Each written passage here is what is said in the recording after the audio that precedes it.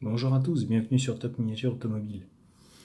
Il y a quelques semaines, je vous avais présenté la Renault Fuego Turbo de chez Solido au 1.18 dans sa livrée rouge. Aujourd'hui, je vous présente une autre version de la Turbo dans une couleur cuivre, cyan, je ne sais plus comment ils appellent ça, enfin bref, mais très jolie, un peu doré, un peu marron, un peu avec des couleurs d'habitacle qui changent également. On se retrouve sur une couleur un peu plus 70s. Parce que même l'intérieur, vous voyez, change complètement au niveau de la couleur. Ce qui l'habille un petit peu. Mais la particularité de celle-ci, c'est donc une Fuego Turbo, encore une fois. Mais c'est ceci, cet accessoire-là qu'ils ont rajouté sur la lunette arrière. Accessoire d'époque chez Renault. La persienne. Suffisamment haute pour laisser passer l'essuie-glace en dessous.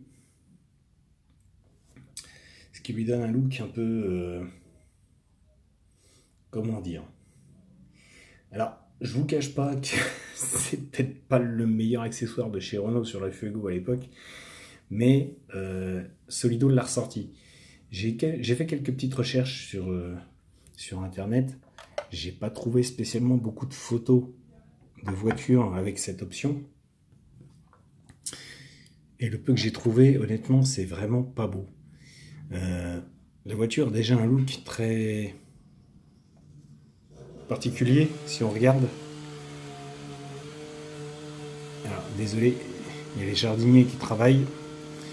Et donc, on se retrouve avec une persienne, comme ça, qui était à la mode dans les années 70, puisque Citroën en avait sorti, Opel en avait sorti, les voitures américaines en avaient quelques-unes également, et la persienne donc de la Fuego, que vous voyez ici, qui n'est pas spécialement la plus belle du fait de sa hauteur et pour garder par rapport à l'essuie-glace arrière, malheureusement.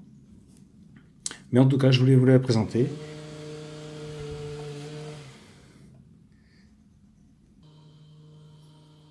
Puisque même si ça n'en fait pas spécialement une belle voiture au sens esthétique, ben moi je trouvais ça assez marrant.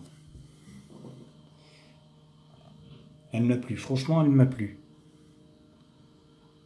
Et honnêtement, quand j'ai trouvé les photos sur internet des vrais, ce n'est pas du meilleur goût, dira-t-on. Moi j'aime pas personnellement. Mais ça lui donne un petit look comme ça, sympathique. Alors bien sûr, je ne vais pas vous revanter les mérites de la Fuego en entier. Voilà. Je vous avais déjà tout expliqué sur l'autre version, la rouge, la turbo. Puisqu'on est toujours sur le même principe, toujours pas d'ouvrant à part les portières. Le dessous, voilà. Rien de plus basique. Donc, je ne vais pas m'éterniser sur ce petit modèle. C'était juste pour vous la présenter, voilà.